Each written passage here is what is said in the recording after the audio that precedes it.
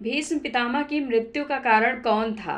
महाभारत युद्ध में कई किरदार हैं जिन्होंने अपनी अहम भूमिका निभाई, लेकिन शिखंडी को इस युद्ध का इक्का माना जा सकता है।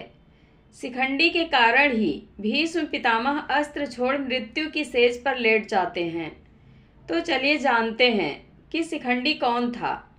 भीष्म पितामह ने शिखंडी के बारे में दुर्योधन को बताया था कि जिस समय हस्तिनापुर के राजा उनके छोटे भाई विचित्रवीर्य थे, उस समय उनके विवाह के लिए मैं काशी राज की 3 पुत्रियों अम्बा, अंबिका और अम्बालिका को हर लाया था। लेकिन जब पता चला कि अम्बा राजा शल्य से प्यार करती है, तब अम्बा को पूरे सम्मान के साथ राजा शल्य के पास भेज दिया। वहीं राजा शल्य ने अम्बा को अपनाने से इनकार कर दिया, जिसके बाद अम्बा ने भीष्म से बदला लेने की ठान ली।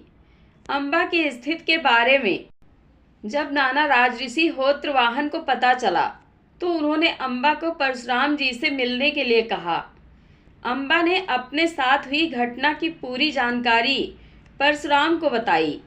तब परशुराम जी ने भीष्म को अम्बा से विवाह करने के लिए कहा, लेकिन भीष्म ने ऐसा करने से इनकार कर दिया। परशुराम जी को यह बात बहुत खराब लगी और इसके बाद उन्होंने भीष्म से युद्ध किया, लेकिन वह भीष्म से पराजित हो गए।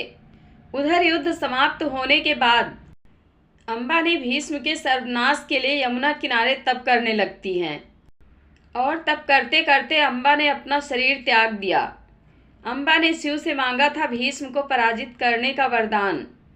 अगले जन्म में अम्बा वत्स देश के राजा के यहाँ जन्म लेती हैं।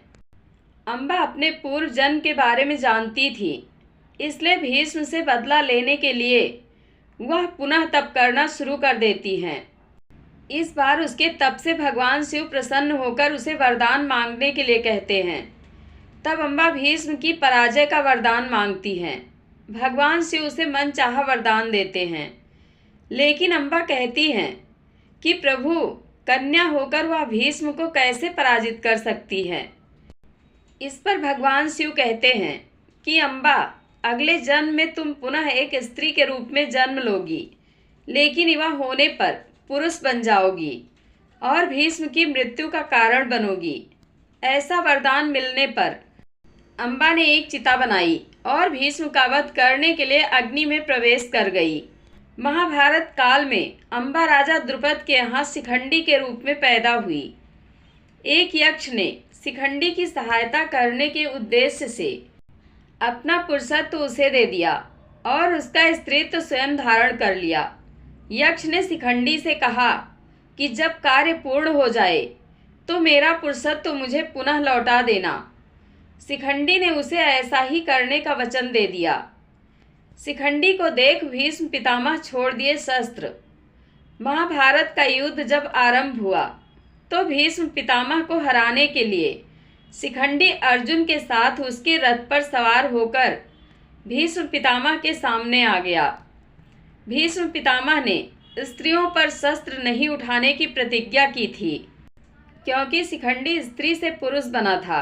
इस वजह से भीष्म ने अपने शस्त्र रख दिए। तभी अर्जुन ने शिखंडी को ढाल बनाकर भीष्म पर तीरों की वर्षा कर दी और भीष्म को पराजित कर दिया। अर्जुन के बाणों से छलनी भीष्म पितामह बाणों की सैया पर आ गए।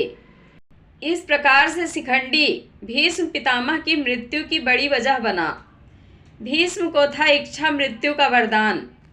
कहते हैं कि भीष्म पितामह को इच्छा मृत्यु का वरदान प्राप्त था, इसलिए इतने बाण शरीर में घुसने के बावजूद उनकी मृत्यु नहीं हुई। वह धनुष बाण की सैया पर ही लेटे रहे।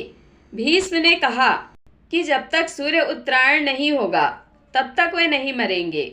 वह करीब 2 महीने तक उसी सैया पर लेटे रहे, फिर उत्तरायण के दिन अपने प्राण त्याग दिए। कैसे हुई शिखंडी की मृत्यु?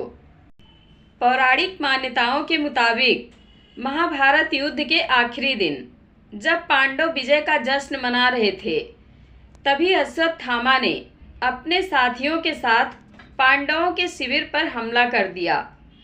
उस समय शिखंडी सो रहा था। तभी अश्वत्थामा ने उसे मार गिराया। जय श्री कृष्ण। आप लोगों को यह कथा कैसी लगती है कमेंट बॉक्स में अपनी राय अवश्य दें। धन्यवाद।